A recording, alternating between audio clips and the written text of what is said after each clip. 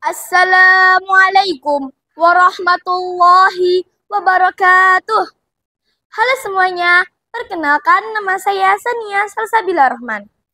Hari ini saya akan menceritakan tentang asal-usul Dusun Banjarnyar. Alkisah pada abad ke-14 Masehi. Pada tahun 1440-an, ada seorang mubalik bernama Islamuddin, lebih dikenal dengan Mbah Banjar, yang berasal dari Banjarmasin, Kalimantan Selatan, yang sudah memeluk agama Islam dan ingin mendalami ilmu agama dengan berguru kepada Sunan Ampel. Beliau melakukan pelayaran menuju ke Ampel, Surabaya. Kapal yang tengah berlayar itu tertimpa musibah berupa terkaman ombak yang dahsyat, sehingga membuat kapal yang ditumpangi beliau karam di lautan. Akibatnya, beliau tidak ke Ampel, Surabaya karena terbawa hanyut oleh arus laut hingga akhirnya terdampar di perairan utara Pulau Jawa. Tepatnya di tepian pantai yang pada waktu itu masih bernama Perdikan atau Perkampungan Jelak. Beliau, Mbah Banjar, kemudian ditolong oleh seorang lurah yang bernama Mbah Mayang Madu, yang memang sering dikenal suka menolong orang-orang yang terdampar di pantai. Mbah Mayang Madu kemudian membawa Mbah Banjar ke rumahnya untuk dilakukan perawatan. Perlu diketahui sebelumnya bahwasanya Mbah Mayang Madu saat itu merupakan penganut ajaran agama Hindu. Dengan kesabaran Mbah Mayang Madu dalam melakukan perawatan, akhirnya Mbah Banjar pun sadar. Saat Mbah Banjar telah sadar, Mbah Mayang Madu menanyai terkait jati diri Mbah Banjar dan maksud tujuan perjalanan beliau. Mbah Banjar lantas menjelaskan bahwa sejatinya ia hendak memperdalam ilmu agama dengan menimba ilmu ke Sunan Ampel di Ampel, Surabaya, agar dapat diajarkan pada santri-santrinya di Banjarmasin.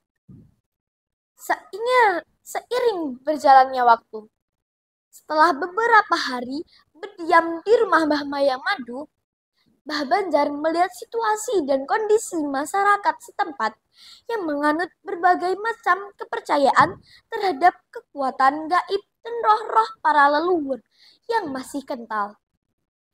Melihat kondisi tersebut, maka hati Mbah Banjar tergerak untuk menyebarkan agama Islam di tengah-tengah masyarakat dengan cara yang santun tanpa harus melakukan pertikaian dan pemaksaan.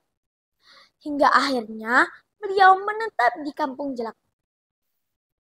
Langkah awal yang dilakukan Mbah Banjar adalah dengan mengajak Mbah Mayang Madu untuk bersedia masuk Islam.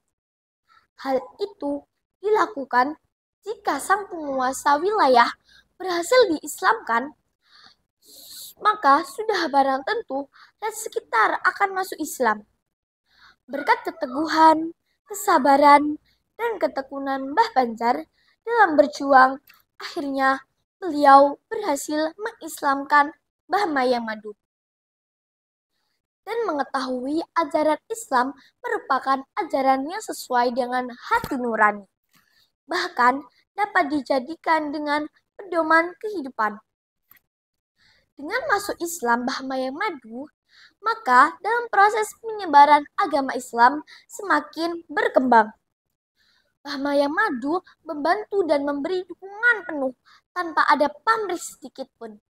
Selanjutnya, beliau bersama Mbah Mayang Madu saling bahu-membahu di dalam memperjuangkan misi sucinya, yakni menyebarkan ajaran Islam yang agung dan lemah lembut tanpa ada suatu pertikaian maupun pemaksaan di dalam penyebarannya. Dengan berbagai macam rintangan mereka hadapi, serta dengan penuh kesabaran, ketabahan, dan semangat perjuangan, Dalam beberapa waktu yang singkat, Kampung Jelak berubah menjadi mayoritas penduduk agama Islam. Di lain hari dan terus berkembangnya Islam di daerah tersebut, Bah Banjar berinisiatif ingin mendirikan sebuah lembaga pendidikan Islam secara permanen dalam rangka pengembangan ilmu-ilmu pendidikan Islam. Kemudian beliau berunding dengan Mbah Maya Madu selaku tokoh masyarakat mengenai tenaga pendidikannya. Dari diskusi tersebut muncul ide untuk menemui Sunan Ampel yang berada di Surabaya. Akhirnya Mbah Banjar bersama dengan Mbah Maya Madu sowan menghadapi Kanjeng Sunan Ampel di Ampel Denta, Surabaya. Di sana, beliau menyampaikan keinginannya untuk mendirikan lembaga pendidikan pondok pesantren dan sekaligus memohon bantuan tenaga pengajaran yang ahli di bidang ilmu-ilmu agama. Sunan Ampel sangat senang mendengar tujuan Mbah Banjar dan Mbah Mayang Madu, dan dengan senang hati mengabulkan permohonan dan berjanji menugaskan putranya Raden Kosim, yang saat ini kita kenal sebagai Sunan Rajat, untuk pergi ke Jelak agar dapat membantu perjuangan Mbah Banjar dan Mbah Maya Madu di tempat tersebut.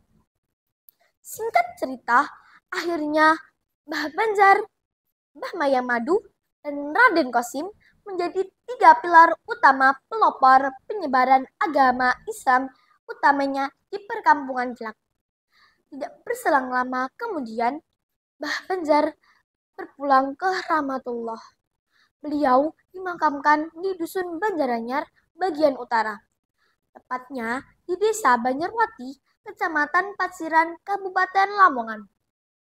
Untuk mengenang jasa-jasa dalam merintis dalam menyebarkan Islam di daerah tersebut, maka Mbah Maya Madu memberi nama baru yang asalnya bernama Perkampungan Jelak diganti dengan nama Banjaranyar, yang memiliki arti ada seorang santri dari Banjar yang berhasil membawa agama baru, yakni agama Islam pertama kali di Perkampungan Jelak.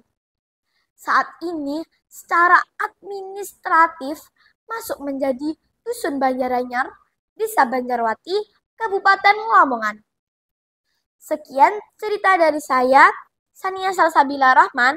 Maaf jika ada kesalahan dan kekurangan dari cerita saya. Wassalamualaikum warahmatullahi wabarakatuh.